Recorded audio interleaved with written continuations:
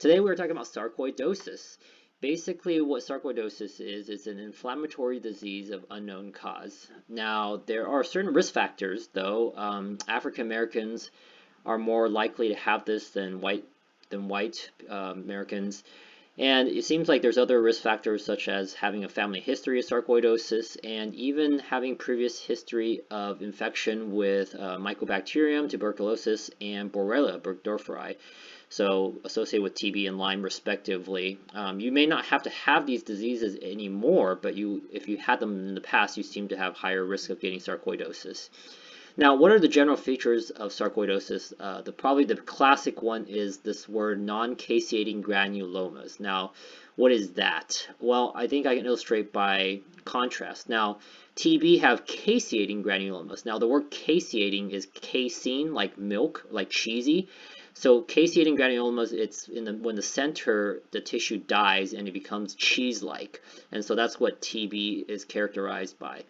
Now, sarcoidosis is characterized by non-caseating granulomas. So what's in the center is a bunch of macrophages and other cells, and outside is lymphocytes and some other cells as well. So the center is alive and well, so there's no death, so there's no cheesiness, so it's non-caseating granuloma. Now, oftentimes sarcoidosis is associated with the lung, and rightly so, because over 90% of people that have sarcoidosis have lung involvement. And what you may see on chest x-ray are hilar lymphadenopathy. So basically the hilum here, you see enlargement of the lymph nodes, and so we call that hilar lymphadenopathy. What we also can have in sarcoidosis is extrapulmonary involvement. So actually 50% of patients actually have involvement outside the lungs. And very few people, about 2% estimated, have only extrapulmonary and no lung involvement. But basically it can affect any tissue. But some examples here are the heart. So if you look here in this picture, this is in the myocardium, you may have these sarcoidosis in the myocardium, and that can cause arrhythmias and heart failure. This is oftentimes silent, but it can be involved in up to 25% of people that have sarcoidosis. The skin, about 30% of people. One of the classic ones is erythema nodosum, and which are these painful red lesions on the skin, usually affecting the fat. Again, they're very painful. This is a severe case of what we call lupus pernio, which you get these violaceous rashes on the center of the face and on the tip of the nose there. Now we can also have it in the bone, and if about 15% of people have bone involvement, which actually is not a good thing. It carries a poor prognosis if you have bone involvement. But it can affect musculoskeletal myalgias, and then you can also affect the fingers like dactylitis, which is also characteristic of other rheumatological disorders like spondyloarthropathies. The liver, again, also silent, kind of like the heart, largely asymptomatic, but up to 20 to 70% of people with sarcoid may have liver involvement. And it can involve the central nervous system. You may have central nervous deficits, and can affect the eye. Again, also like some spondyloarthropathies. You can get anterior uveitis, which is the redness there, and then you can see in this picture here, you can even have sarcoid deposits here on the eye.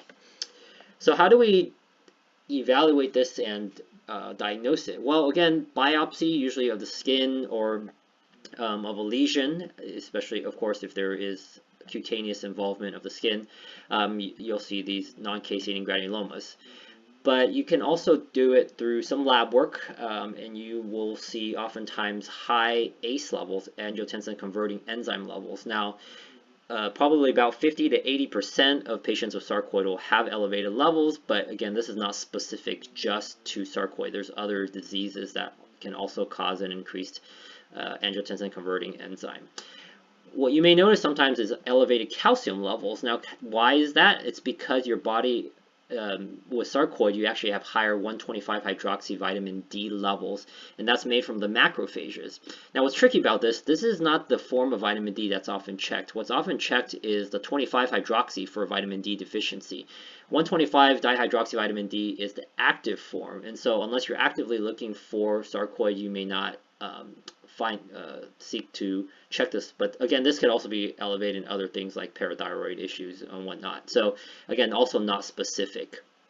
But basically, once you've made the diagnosis, what's the treatment? Well, sometimes it will just resolve on its own, and if it's symptomatic, oftentimes that's what you do.